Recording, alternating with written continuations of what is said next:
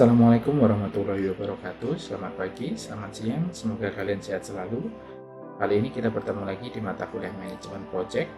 Hari ini kita akan membahas mengenai manajemen scope proyek atau manajemen lingkup proyek. Baik, perkenalkan, mungkin yang baru pertama kali join atau karena mata kuliah ini mungkin akan dilihat banyak orang. Perkenalkan, nama saya Rahadian Bisman. Saya adalah salah satu staf pengajar di Universitas Negeri Surabaya. Saya di dalam prodi Sistem Informasi. Baik, kita mulai perkuliahan kita hari ini.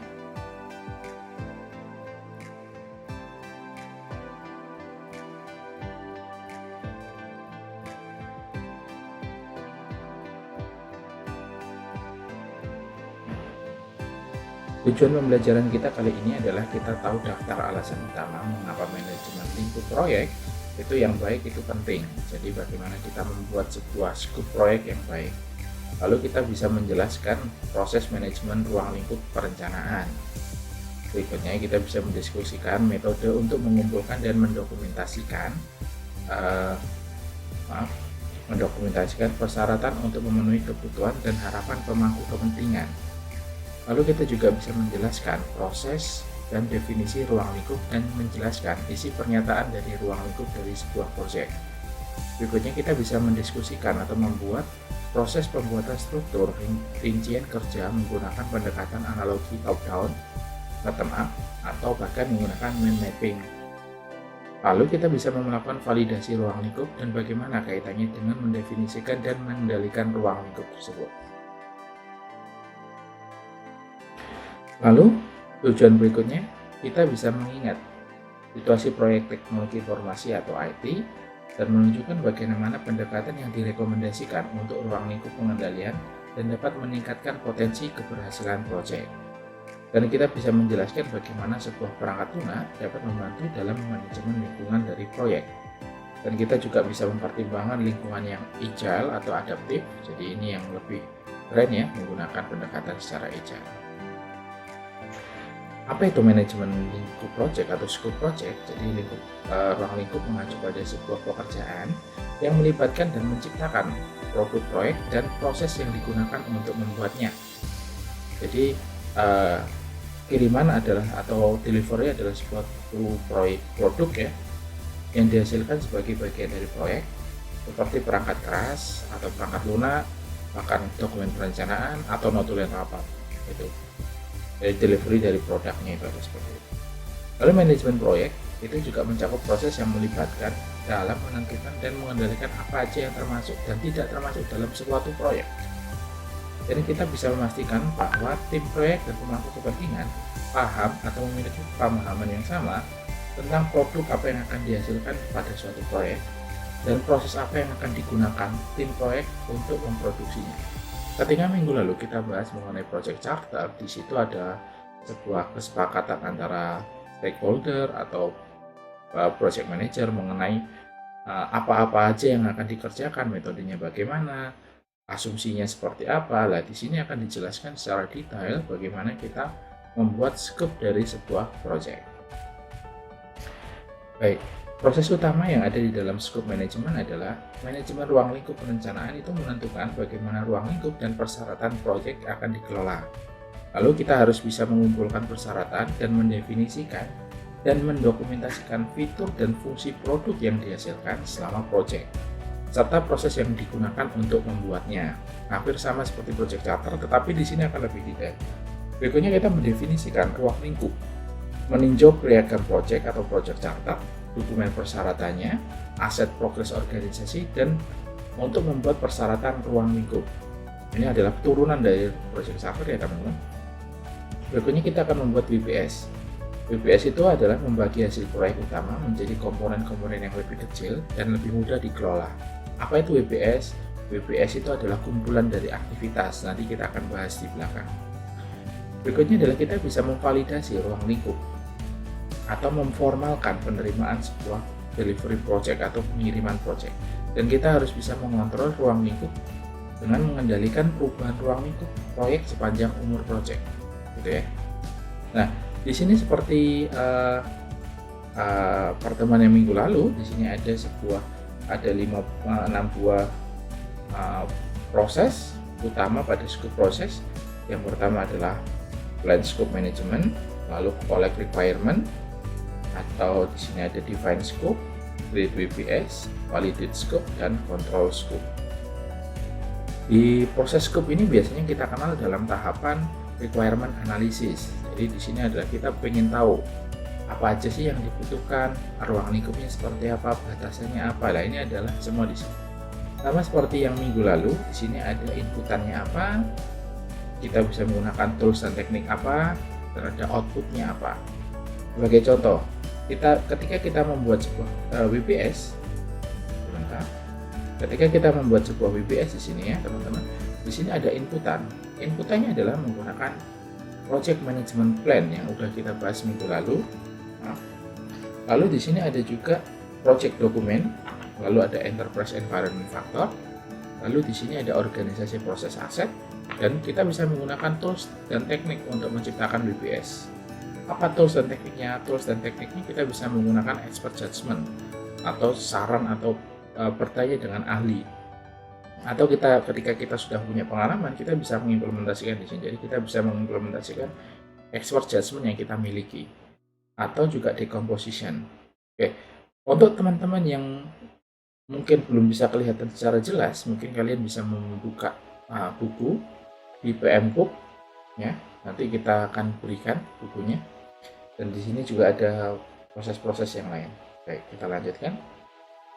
Baik, manajemen lingkup perencanaan. Jadi sebuah tim proyek menggunakan penilaian ahli yang tadi saya katakan, penilaian ahli itu expert judgment, analisis data, dan pertemuan atau meeting untuk mengembangkan dua output penting. Apa outputnya? Yaitu adalah sebuah perencanaan manajemen ruang lingkup. Ini adalah bagian anak atau turunan dari rencana manajemen proyek yang kemarin kita bahas. Yang berikutnya adalah rencana manajemen persyaratan.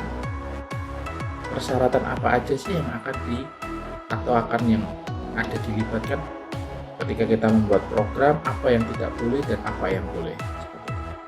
Berikutnya, isi rencana manajemen ruang lingkup itu apa saja? Yang pertama adalah sebuah pernyataan ruang lingkup proyek secara rinci. Ketika kemarin dibahas di project charter, itu hanya bahasan mengenai ada fitur A, B, C, D lah. Tetapi ketika di sini ini akan rinci. Fitur A ini akan melibatkan siapa, fitur B akan melibatkan apa, ada tombol apa, itu akan dibuat di sini. Dan di sini ya, kita akan membuat sebuah produk yang namanya WPS. Dan berikutnya adalah mempertahankan dan menyetujui WPS. Seperti halnya project charter, yang di dalamnya adalah kumpulan aktivitas. Di dalam WPS ini adalah detail dari aktivitas. Dan itu juga harus dipertahankan dan disetujui. Maksud dari dipertahankan apa? Ketika dipertahankan, sama seperti project charter kemarin, kita harus tetap mengikuti jadwal, aturannya, selesainya kapan, biayanya berapa, dan itu maksud dari kata dipertahankan. Jadi kita harus strict, harus ketat, harus mengikuti apa yang sudah kita buat atau apa yang sudah kita komitmenkan di awal.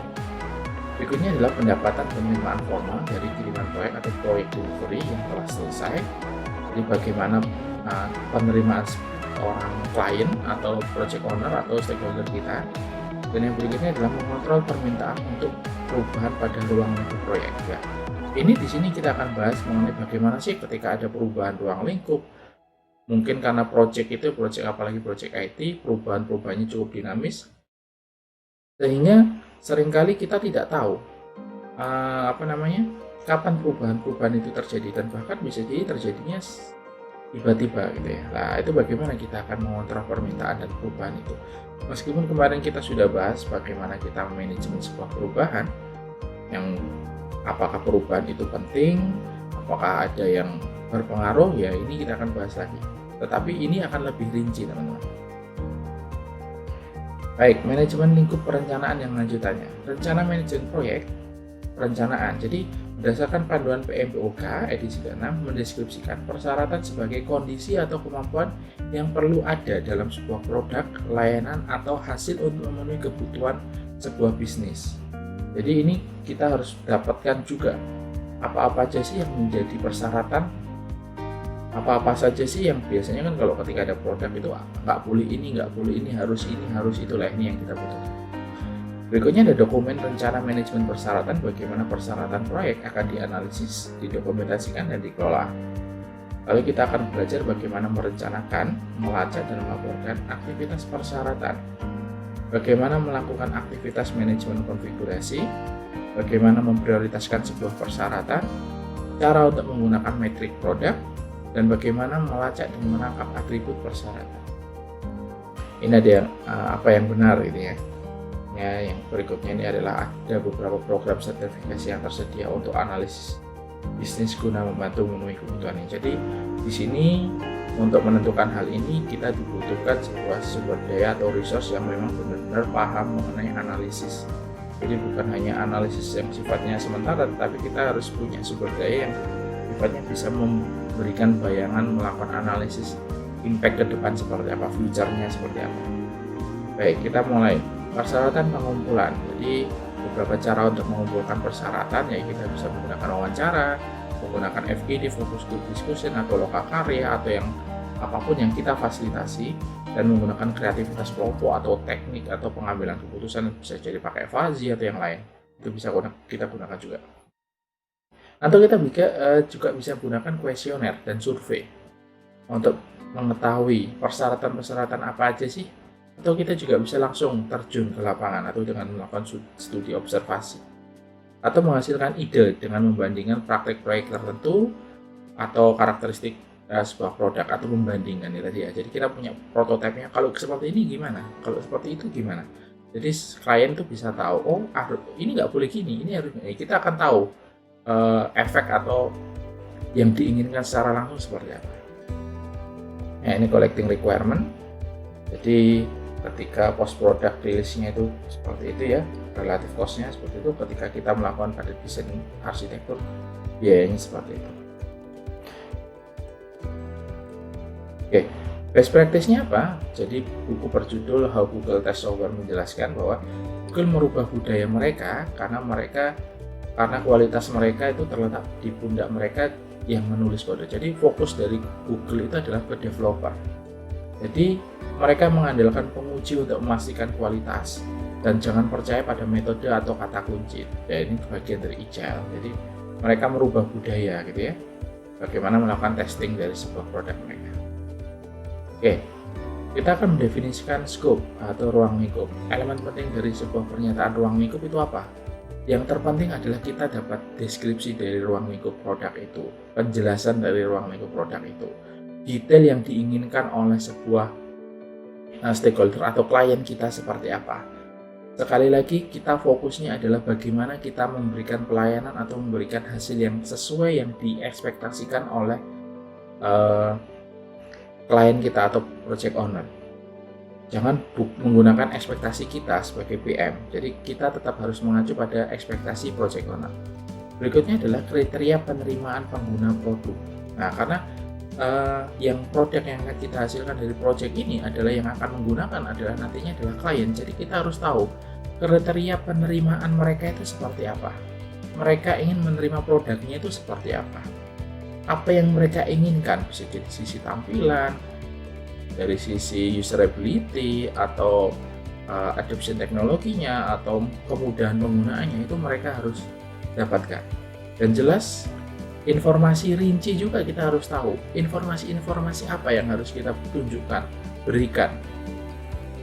Kita harus melayani mereka, keinginan mereka. Nah, di situ akan mendokumentasikan informasi terkait ruang lingkup lainnya juga berguna, seperti atasannya apa, kendalanya yang mungkin akan terjadi itu apa, sehingga kita bisa antisipasi di awal. Kita bisa sampaikan ke project owner bahwa project ini nanti akan ada kendala seperti ini, sehingga project owner juga akan tahu, oh ketika ada kendala ini solusinya seperti ini. Mereka bisa memberikan adjustment atau memberikan kemudahan-kemudahan bagi kita untuk melancarkan project kita. Dan kita juga harus bisa menunjukkan asumsi-asumsi. Contohnya apa? Pak, semisal ketika database ini tidak bisa kita akses, kita bisa gunakan ini. Kita berikan influence kita atau sebuah masukan dari apa yang kita miliki, pengetahuan kita kepada klien, sehingga klien juga mendapatkan insight, gitu, mendapatkan pengetahuan yang memberikan masukan untuk mereka, dan mereka dalam menentukan keputusan. Bahkan bisa jadi itu akan menjadi solusi dari sebuah kendala tadi. Lalu di situ berikutnya kita akan mereferensikan dokumen pendukung, misalnya spesifikasi produk. Ketika kita membuat produk TI mobile phone gitu ya, misalnya mobile Android gitu ya, kita bisa identifikasikan, oh nanti akan digunakan untuk Android versi A, B, C dengan tahun penggunaan ini, produk handphonenya seperti ini, kita bisa jelaskan. Jadi detailnya secara lengkap. Baik, seiring berjalannya waktu, ruang lingkup proyek harus menjadi lebih jelas dan spesifik. Jelas ya, pasti. Kalau kita tidak bisa memberikan dengan jelas dan spesifik, kita akan susah juga di kita. Baik. Nah, ini adalah contoh ruang lingkup dari sebuah project charter ya. Project charternya ini peningkatan dapat mempengaruhi server misalnya. Di sini ada tujuan. Nah, di sini ada pernyataan lingkup proyek. Ini dijelaskan. Kita ada beberapa pernyataan, misalnya pernyataan versi 1 server itu seperti apa, versi 2 seperti apa. Nah, ini kita harus tahu, kita harus dapatkan ini sehingga kita bisa tahu, oh analogi bisa jadi ini dari CIO, ini dari CTO. Nah, ini perbedaan pemahaman itu kita harus tahu sehingga ketika mendelivery kita bisa menjelaskan berdasarkan permintaan dari Pak ini, Pak itu. Nah, kita bisa memberikan kepuasan ke semua pihak. Dari mana? Kita capture dokumentasi ini. Ini ada snapshot media ya. Pengumpulan persyaratan yang tidak akurat terus menjadi salah satu penyebab dari sebuah kegagalan proyek. Pasti ya, ketika kita tidak mendetailkan apa yang akan menjadi sebuah persyaratan dari proyek, kita akan itu gagal proyek kita. Untuk setiap dolar yang dihabiskan untuk proyek dan program, 55,1% terbuang percuma karena manajemen persyaratan yang buruk. Nah, organisasi perlu mengembangkan orang, proses, dan budaya untuk meningkatkan manajemen persyaratan. Requirement management, maksudnya itu ya. Manajemen persyaratan itu adalah requirement management. Baik, kita akan membuat WBS. Nah, WBS itu ini, struktur rincian kerja atau work breakdown structure, WBS. Kita mulai sekarang sebutnya adalah WBS. Meskipun penerjemahannya adalah struktur rincian kerja, tapi kita akan sebutkan dengan WBS. WBS itu apa? WBS adalah pengelompokan pekerjaan yang berorientasi pada penyerahan yang berkaitan atau yang melibatkan sebuah proyek, yang menentukan ruang lingkup dari total proyek. Jadi ini adalah detail dari pengelompokan aktivitas, gitu ya. Jadi dokumen fondasi yang memberikan dokumen dasar ya ini ya, untuk merencanakan pengelolaan jadwal, biaya, sumber daya, dan perubahan. Jadi di WBS seperti halnya project charter kemarin, aktivitas A, B, C. Jadi WBS ada formatnya teman-teman. Kalau di project charter hanya sebuah tabel, kalau di WBS nanti akan berupa kolom kecil-kecil dan panjang. Di situ kita akan tahu timelinenya kapan, siapa yang mengerjakan, titiknya apa, fokusnya apa, pekerjaannya berapa lama, siapa yang mengerjakan, siapa yang terlibat, biayanya berapa. Dekomposisi adalah alat atau teknik utama untuk membuat WBS. Jadi dan WBS juga membagi hasil proyek menjadi bagian-bagian yang lebih kecil. Jadi ketika bagian itu bisa dikecilkan, kita akan kecilkan di WBS sehingga tingkat kesuksesan akan lebih tinggi. Karena apa? Karena kita bisa memantau hal-hal yang kecil lebih detail. Paket pekerjaan adalah tugas dari tingkatan terendah dari WBS. Output dari WBS adalah baseline ruang lingkup dan pembaruan dokumen proyek. Garis besar lingkup mencakup pernyataan lingkup proyek yang disetujui dan kamus WBS dan WBS yang terakhir. Baik, di sini ada sebuah WBS dictionary atau kamus WBS. Apa isinya nanti kita akan bahas. Jadi intinya adalah di situ adalah detail mengenai WBS itu. Nanti kita akan bahas tentang. Nah, ini adalah contoh bagaimana kita membuat sebuah WBS. Ketika di situ ada sebuah intranet ya, itu WBS level 1, kita bisa pecah lagi menjadi WBS level 2 dan level 3. Misalnya di situ ada web design, ada homepage design, ada marketing page, sales page. Di dalamnya bisa kita breakdown lagi, map, graphic design, program dan teman-temannya gitu ya. Baik, di sini adalah contoh realnya, misalnya software product release 5.0, management project, product requirement, detailing design, construct, integration and test. Nah, ini kita akan bisa pecah-pecah. Di tiap-tiap bagian ini ada bisa jadi ini adalah bagian dari activity besar lah. Kita bisa bikin, seorang PM project management ngapain? Planning, meeting, administration. Nah, ini juga masuk bagian dari sebuah WBS. Dan ini nanti akan disetujui oleh stakeholder, seperti itu ya. Nah, ini adalah contoh dari WPS teman-teman, kelihatan enggak ya? Ya, semoga kelihatan. Jadi ini menggunakan Microsoft Project, dan di sini ada detail dari project yang besar, gitu ya. Sebentar, saya coba. Baik, di sini adalah contoh WPS. Nah, ini ya, ada sisi di kiri dan di sisi kanan. Sisi kiri ini adalah breakdown dari software development, ada scope, dan di dalam di sini ada analisis atau software requirement. Nah, di dalam sini ada activity yang lebih kecil-kecil lagi. Nah, di sini di bagian sini ada durasinya teman-teman. Ini ada 95,75 hari, misalnya gitu ya. Nah, di sini ada breakdown lebih kecil-kecil lagi per hari, per activity. Nah, di sebelah kanan ini ada timelinenya, dan di sini ada siapa yang mengerjakan, misalnya analis, project manager atau analis, dan ini terus di breakdown hingga bawah. Nanti akan ada aturan-aturan mengenai WPS.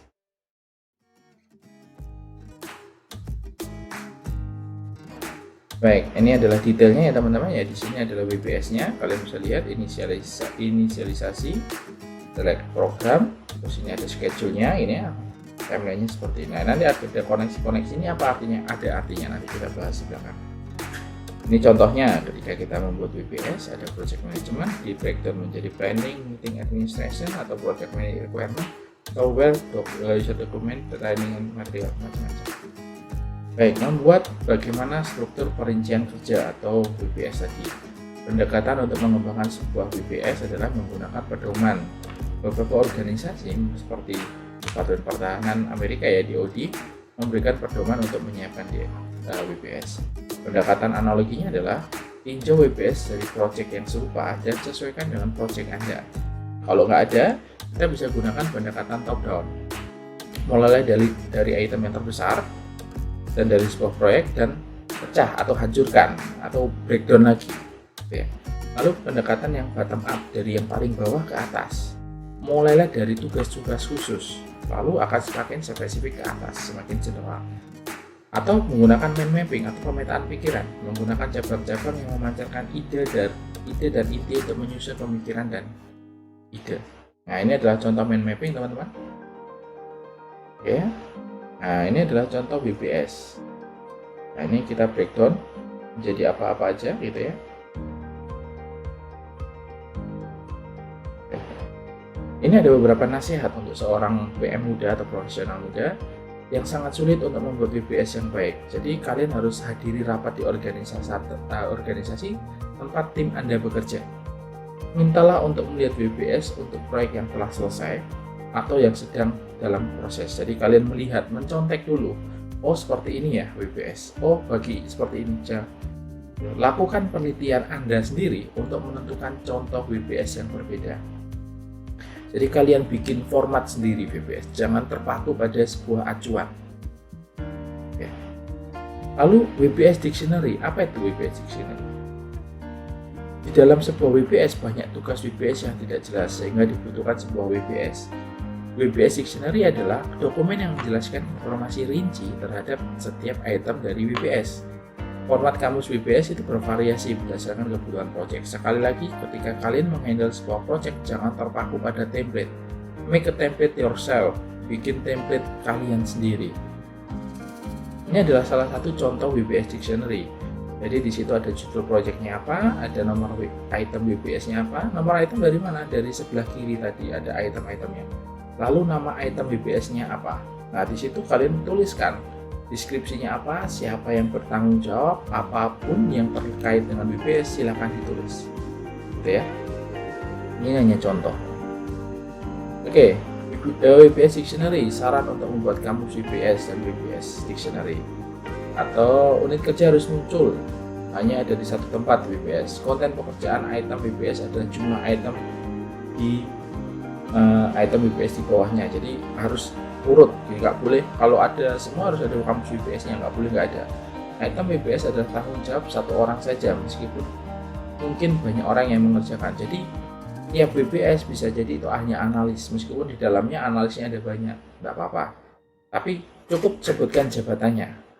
WPS harus konsisten dengan cara pekerjaan yang sebenarnya akan dilakukan, itu harus melayani tim proyek yang lebih dahulu dan tujuan lain jika praktis. Anggota tim proyek harus dilibatkan dalam mengembangkan WBS. Sekali lagi ini bukan hanya tugasnya PM, tetapi juga tugasnya tim member yang lain untuk memastikan konsistensi dan dukungan, atau bisa jadi memastikan bahwa mereka punya komitmen. Setiap item WBS harus didokumentasikan dalam kamus WBS yang tadi saya katakan untuk memastikan pemahaman yang akurat tentang ruang lingkup pekerjaan yang disertakan dan tidak disertakan. Jadi kita tahu